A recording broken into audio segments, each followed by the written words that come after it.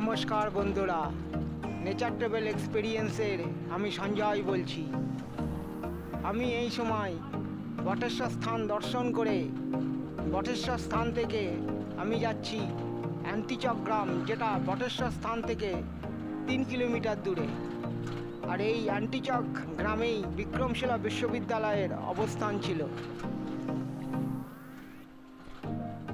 রাহুল সংকৃতায়ন, যিনি একজন হিন্দি ভ্রমণ সাহিত্যের জনক, তিনি প্রথম বিহারের সুলতানগঞ্জের কাছে বিক্রমশিলার নিয়ে সন্দেহ প্রকাশ করেন। এর প্রধান কারণ, ব্রিটিশ আমলে সুলতানগঞ্জের কাছে একটি গ্রামে বুদ্ধ মূর্তি পাওয়া যায়। তা সত্ত্বেও ব্রিটিশরা বিক্রমশিলা নিয়ে জানার চেষ্টা করেনি বা জানতে আগ্রহ দেখায়নি। এরপরে 1986 সালে প্রত্নতাত্ত্বিক বিভাগ বিক্রমশিলার খনন কার্য শুরু করে।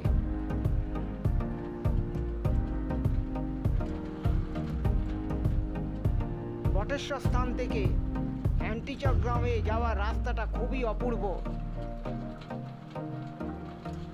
এর এক পাশে রয়েছে পাহাড় আর এক পাশে রয়েছে চাষের জমি, আর কিছুটা দূরেই রয়েছে গঙ্গা নদী। এক কথায় রাস্তাটা খুবই অপূর্ব।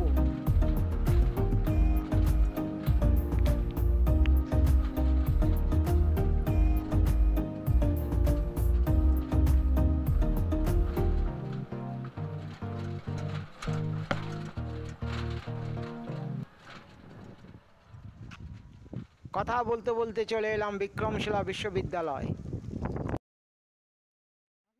বর্তমানে আমি রয়েছি বিক্রমশিলা বিশ্ববিদ্যালয়ে। বিক্রমশিলা বিশ্ববিদ্যালয় ভাগলপুর জেলার অ্যান্টিচক গ্রামে অবস্থিত। এটি কাহালগাঁও থেকে প্রায় 10 কিলোমিটার দূরে অবস্থিত। আমি প্রথমেই যাব বিক্রমশিলা বিশ্ববিদ্যালয় এবং তারপরে যাব বিক্রমশিলা মিউজিয়াম। আপনারাও আমার সঙ্গে চলুন আর দেখতে থাকুন বিক্রমশিলা মিউজিয়াম এবং বিক্রমশিলা বিশ্ববিদ্যালয়। আপনারা দেখতে পাচ্ছেন বিক্রমশিলা বিশ্ববিদ্যালয়ের ধ্বংসাবশেষ। এই বিক্রমশিলা বিশ্ববিদ্যালয় 8ম এবং 9ম শতাব্দীতে নির্মিত হয়েছিল। কিছু পণ্ডিতের অভিমত যে এই বিশ্ববিদ্যালয়ের অবস্থান ছিল বর্তমানে কাহালগাঁও স্টেশন বা কাহালগাঁও রেলওয়ে স্টেশন, যেটা ভাগলপুর শহর থেকে 19 মাইল দূরে অবস্থিত। কাহালগাঁও থেকে 3 মাইল পূর্বে গঙ্গার তীরে বটেশ্বর টিলা নামে একটি স্থান রয়েছে, যেখানে বহু প্রাচীন ধ্বংসাবশেষ দেখতে পাওয়া যায়। এই ধ্বংসাবশেষ থেকে অনেক মূর্তি উদ্ধার করা হয়েছে, যা এলাকার প্রাচীনত্বের প্রমাণ দেয়। আবার অনেকের পণ্ডিতদের মতে ভাগলপুর জেলার পাথরঘাটা নামক স্থানে বিক্রমশিলার অবস্থান ছিল। চলুন এবার বিক্রমশিলার বিশ্ববিদ্যালয়ের ভেতরে প্রবেশ করা যাক।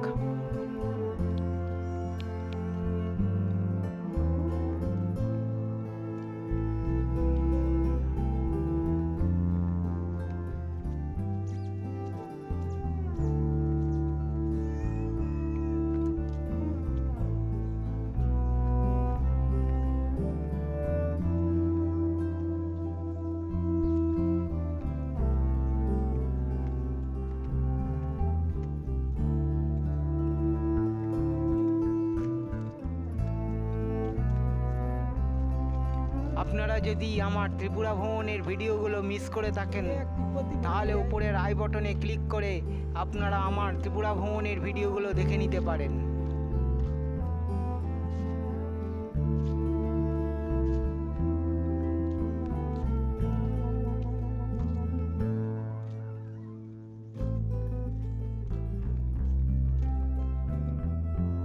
বিক্রমশিলা ছিল ভারতের একটি বিখ্যাত শিক্ষণ কেন্দ্র বা শিক্ষা কেন্দ্র। নালন্দা বিশ্ববিদ্যালয় এবং বিক্রমশিলা বিশ্ববিদ্যালয় উভয় পাল রাজবংশের শাসনকালে শিক্ষার জন্য বিশ্ববিখ্যাত ছিল। এটি অষ্টম শতাব্দীতে বৌদ্ধ শাসক পাল রাজা ধর্মপাল দ্বারা প্রতিষ্ঠিত হয়েছিল। এর প্রধান উপাচার্য ছিলেন শ্রী জ্ঞান অতি স্থিপঙ্কর। এখানে প্রায় 160টি মঠ ছিল, যেখানে অনেকগুলি বিশাল কক্ষ তৈরি করা হয়েছিল। বিদ্যালয়ে শতাধিক শিক্ষকের ব্যবস্থা ছিল। নালন্দার মতন বিক্রমশিলা বিশ্ববিদ্যালয় ও বৌদ্ধ জগতে সর্বত্র সম্মানের সঙ্গে দেখা হতো। অতি স্থিপঙ্কর শ্রীজ্ঞান এই কলেজের অনেক বিখ্যাত পণ্ডিতদের মধ্যে বিশিষ্ট ছিলেন। তিনি অদন্তপুরী বিশ্ববিদ্যালয়ের ছাত্র ছিলেন এবং বিক্রমশিলার উপাচার্য ছিলেন। একাদশ শতাব্দীতে তিব্বতের রাজার আমন্ত্রণে তিনি তিব্বতে গিয়েছিলেন। তিব্বতে বৌদ্ধ ধর্মের প্রসারে তার অবদান অত্যন্ত গুরুত্বপূর্ণ বলে মনে করা হয়।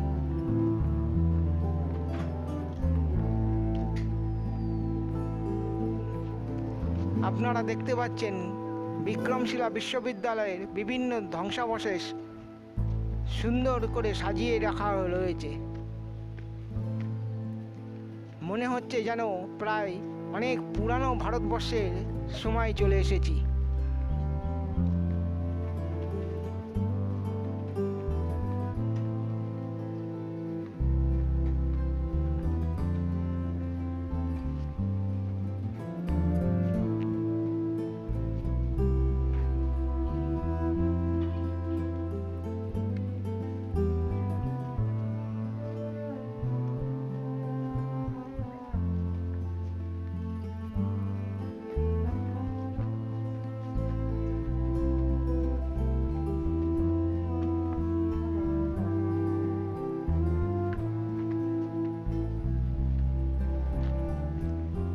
এবার মেইন স্তূপে প্রবেশ করছি।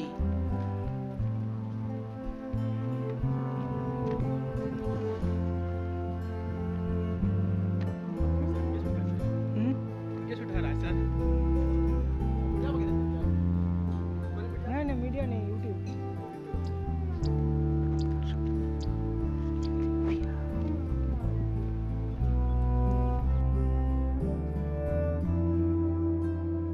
এটা একটা পুরনো লাইব্রেরি আছে এবং তার সাথে বিহার।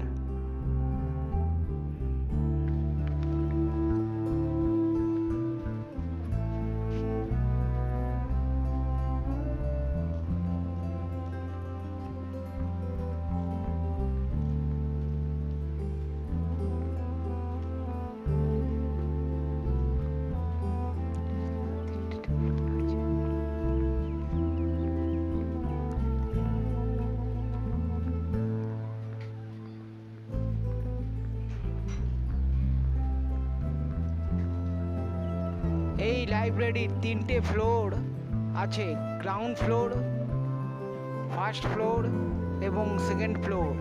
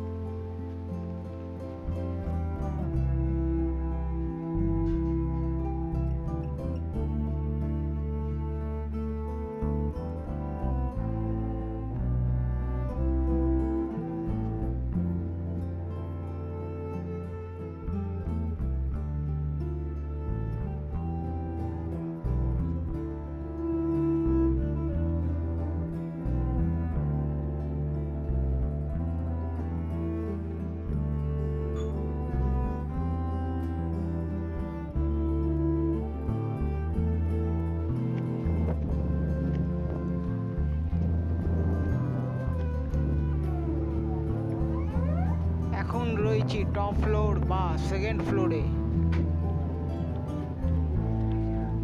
আপনারা যদি আমার ঝাড়খণ্ড ভ্রমণের ভিডিওগুলো মিস করে থাকেন তাহলে উপরের আই বাটনে ক্লিক করে আপনারা আমার ঝাড়খণ্ড ভ্রমণের ভিডিওগুলো দেখে নিতে পারেন।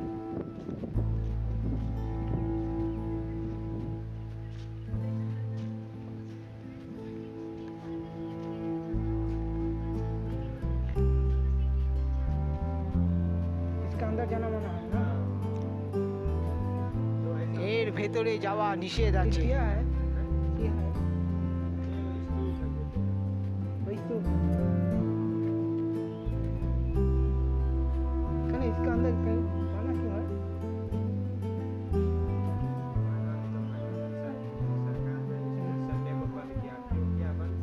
बंद है ये संडे बंद है वो तो सब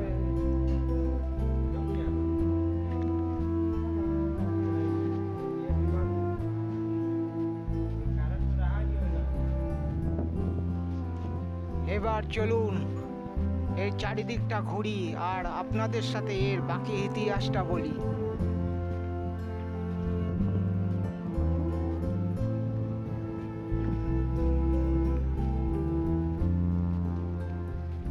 বিক্রমশিলা বিশ্ববিদ্যালয় প্রতিষ্ঠার পরপরই এই বিশ্ববিদ্যালয় আন্তর্জাতিক গুরুত্ব লাভ করে।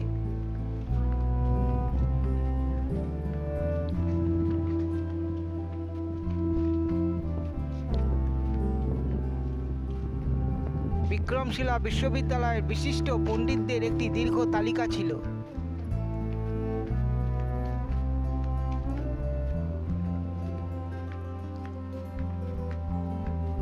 শুরুর থেকেই তিব্বতের সঙ্গে এই শিক্ষা কেন্দ্রের একটা বিশেষ সম্পর্ক ছিল।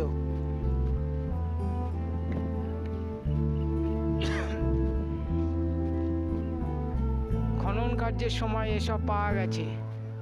আপনারা যদি এই চ্যানেলে নতুন এসে থাকেন আর যদি ভিডিওটা ভালো লেগে থাকে তাহলে ভিডিওটাকে লাইক করে একটা সাবস্ক্রাইব করে দেবেন এবং পাশের ঘন্টাটাকে বাজিয়ে দেবেন, যাতে পরবর্তী ভিডিও আপলোডের সাথে সাথে আপনাদের কাছে নোটিফিকেশন চলে যায়। বিক্রমশিলা বিশ্ববিদ্যালয়ের পড়াশোনার জন্য আসা তিব্বতী পণ্ডিতদের জন্য আলাদা গেস্ট হাউস ছিল।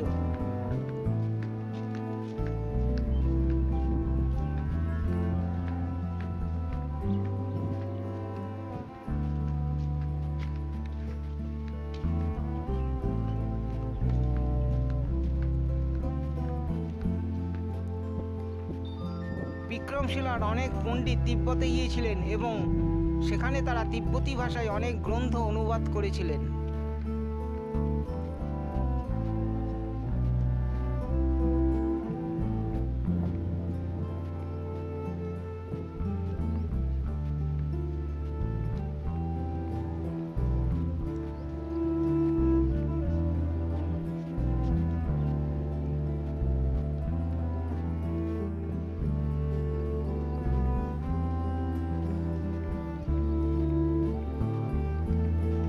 এই পণ্ডিতদের মধ্যে সবচেয়ে বিখ্যাত ছিলেন দীপঙ্কর শ্রীজ্ঞান, যিনি উপাধ্যায় অতীশ নামে পরিচিত।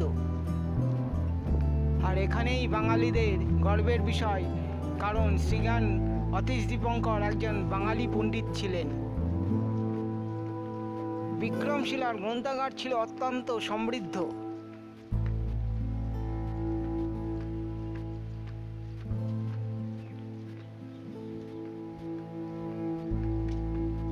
দ্বাদশ শতাব্দীতে বিক্রমশিলা বিশ্ববিদ্যালয়ের অধ্যয়নরত ছাত্রের সংখ্যা ছিল প্রায় 3000।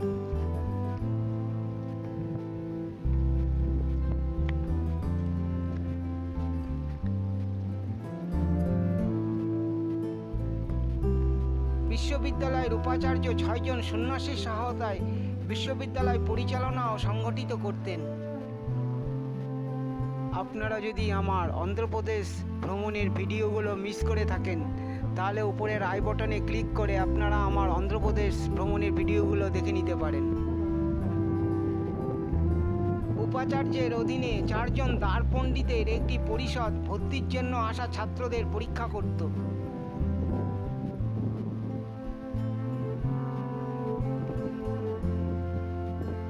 এই বিশ্ববিদ্যালয়ে ব্যাকরণ, বিচার, দর্শন ও তন্ত্র অধ্যয়নের বিশেষ ব্যবস্থা ছিল।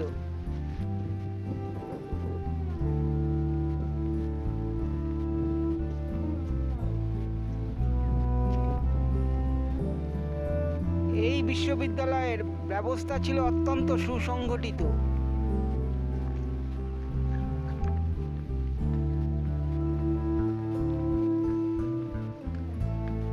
বাংলার শাসকরা শিক্ষা শেষে ছাত্রদের ডিগ্রি দিতেন।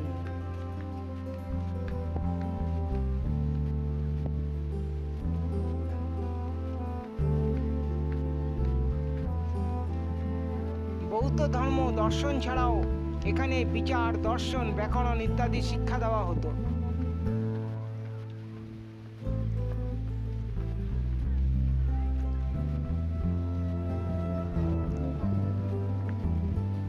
শিক্ষার্থীদের সুবিধার জন্য বইগুলি উপলব্ধ করা হতো এবং বিজ্ঞ শিক্ষকদের দ্বারা তাদের প্রশ্নের সমাধান করা হতো।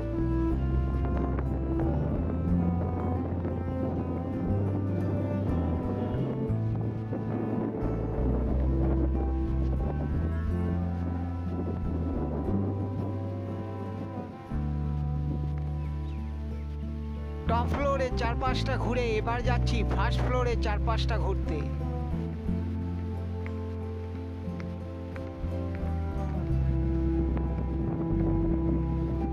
নালন্দা বিশ্ববিদ্যালয়ের দায়িত্ব বিক্রমশিলা বিশ্ববিদ্যালয়ের ব্যবস্থা দ্বারা পরিচালিত হতো। এখানে পড়ার জন্য একজনকে কঠিন প্রবেশিকা পরীক্ষার মধ্যে দিয়ে যেতে হতো। এখানে 100 জন শিক্ষকের ব্যবস্থা ছিল যারা 1000 ছাত্রকে পড়াতেন। এই বিশ্ববিদ্যালয়টি 100 একর জায়গা জুড়ে বিস্তৃত ছিল। এখানকার পণ্ডিতরা সারা বিশ্ব ভ্রমণ করে বৌদ্ধ ধর্ম প্রচার করতেন। নালন্দা বিশ্ববিদ্যালয়ের মতো এই বিশ্ববিদ্যালয়টি বৌদ্ধ শিক্ষার একটি আন্তর্জাতিক কেন্দ্র ছিল। এই বিশ্ববিদ্যালয়ের ধ্বংসাবশেষ দেখতে এখনো ভারত এবং বিদেশ থেকেও প্রচুর পর্যটক আসেন।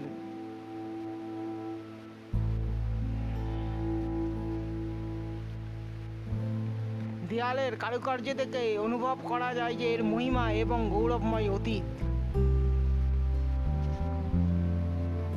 শুধু দেশ থেকে নয়, বিদেশ থেকেও শিক্ষার্থীরা এখানে পড়তে আসতো। শিক্ষা সমাপ্তির পর শিক্ষার্থী একটি ডিগ্রি লাভ করে যা তার বিষয়ে দক্ষতার প্রমাণ হিসাবে বিবেচিত হয়। আজও এর দেওয়ালে আগে তৈরি করার চিত্রকলাগুলি খুবই দৃশ্যমান। এতে 7টি ফটক ছিল যা অতিক্রম করতে হতো। এটা শিক্ষার্থীদের পরীক্ষার জন্য নির্মিত বলে ধারণা করা হয়।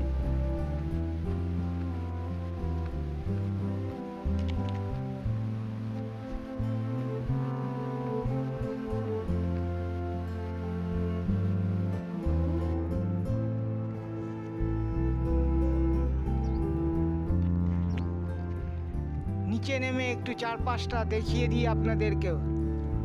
বিক্রমশিলা বিশ্ববিদ্যালয় ছিল বৌদ্ধ ধর্মের বজ্রযান শাখার প্রধান কেন্দ্র। এখানে ন্যায় বিচার, দর্শন, ব্যাকরণ শেখানো হতো। দ্বাদশ শতাব্দীতে এই বিশ্ববিদ্যালয়টি একটি মহান শিক্ষা প্রতিষ্ঠান হিসাবে বিখ্যাত ছিল। মধ্যযুগের প্রথম দিকে বিক্রমশিলা বিশ্ববিদ্যালয় ছাড়া এত গুরুত্বপূর্ণ কোনো শিক্ষা কেন্দ্র ছিল না যাতে প্রত্যন্ত প্রদেশের শিক্ষার্থীরা শিক্ষা গ্রহণ করতে যেতেন, যে কারণে এখানে ছাত্রছাত্রীর সংখ্যা ছিল অনেক বেশি।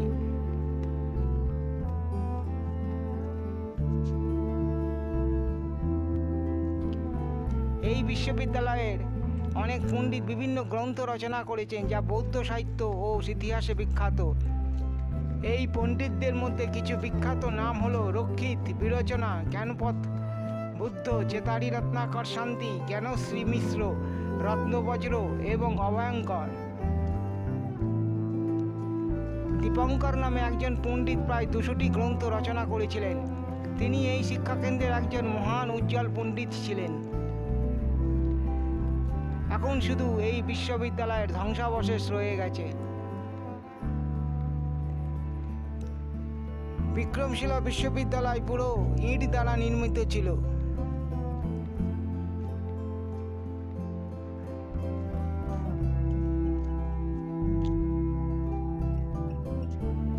এইখানে স্তূপের বর্ণনা দেওয়া আছে ইংলিশ এবং হিন্দিতে।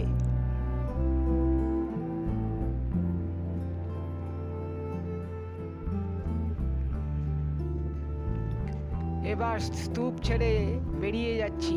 যেতে যেতে আপনাদের বলি এই মহান বিশ্ববিদ্যালয় ধ্বংস হলো কিভাবে। বিক্রমশিলা বিশ্ববিদ্যালয় ধ্বংস হয়ে গেল। 1203 সালের দিকে বখতিয়ার খিলজি নামে একজন মুসলিম আক্রমণকারী এটিকে ধ্বংস করে দিয়েছিল বলে ধারণা করা হয়। 1203 খ্রিস্টাব্দে মুসলমানরা যখন নালন্দার মতো বিহার আক্রমণ করে তখন তারা বিক্রমশিলাকেও সম্পূর্ণরূপে ধ্বংস করে দেয়। 1202 থেকে 1203 খ্রিস্টাব্দে বখতিয়ার খিলজি বিক্রমশিলা মহাবিহার ধ্বংস করেছিলেন। এখানে বিশাল লাইব্রেরিতে আগুন লাগিয়ে দেওয়া হয়েছিল। সেই সময় সেখানে 160টি বিহার ছিল যেখানে ছাত্রছাত্রীরা পড়াশোনা করতেন। এই কারণে স্তূপের দেওয়ালের গায়ে কালো দাগ আগুন লাগানোর ফলে হয়েছে। অবশ্য এটা আমার ব্যক্তিগত মত। এইভাবেই তৎকালীন এশিয়া জুড়ে বিখ্যাত এই মহান বিশ্ববিদ্যালয়টি ধ্বংসস্তূপে পরিণত হয়। বিশ্ববিদ্যালয়ের সৌন্দর্যনেও বাগান করা হয়েছে যা দেখতে খুব সুন্দর। বাগানে লোকজনকে সেলফি তুলতে দেখা যায়।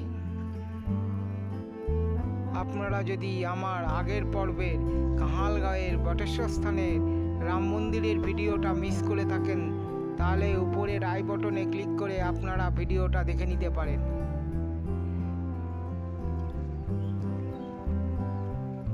বিক্রমশিলা মহাবিহার দর্শন করে এবার যাচ্ছি বিক্রমশিলা আর্কিওলজিক্যাল মিউজিয়াম দেখতে।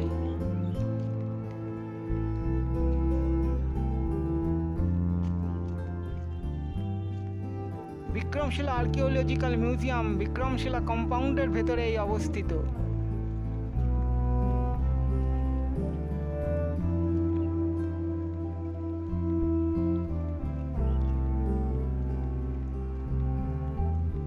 এই মহান ঐতিহাসিক জায়গাটাকে এত সুন্দরভাবে রক্ষণাবেক্ষণ করে রাখার জন্য বিহার সরকারকে অনেক অনেক ধন্যবাদ।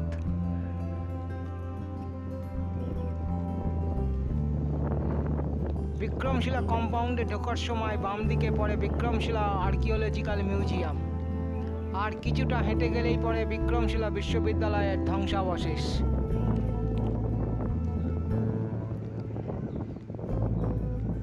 কথা বলতে বলতে চলে এলাম বিক্রমশিলা আর্কিওলজিক্যাল মিউজিয়ামের গেটের সামনে। এবার এখন ভেতরে ঢুকছি।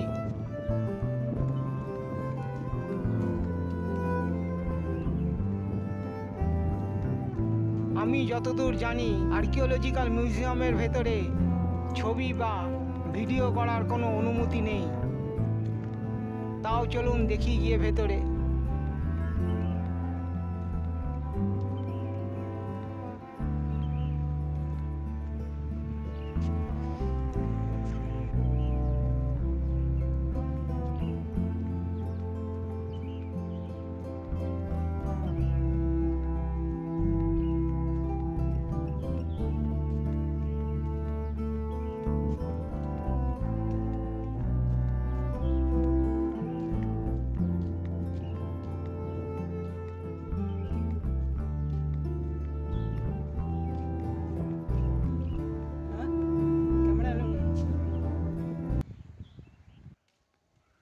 ছবি বা ভিডিও করার কোনো অনুমতি পেলাম না মিউজিয়ামের ভেতরে, তাই আপনাদের দেখাতে পারলাম না।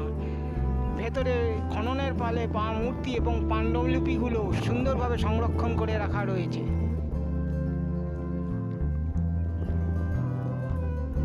এতক্ষণ আমার সাথে থাকার জন্য আপনাদের সবাইকে অনেক ধন্যবাদ।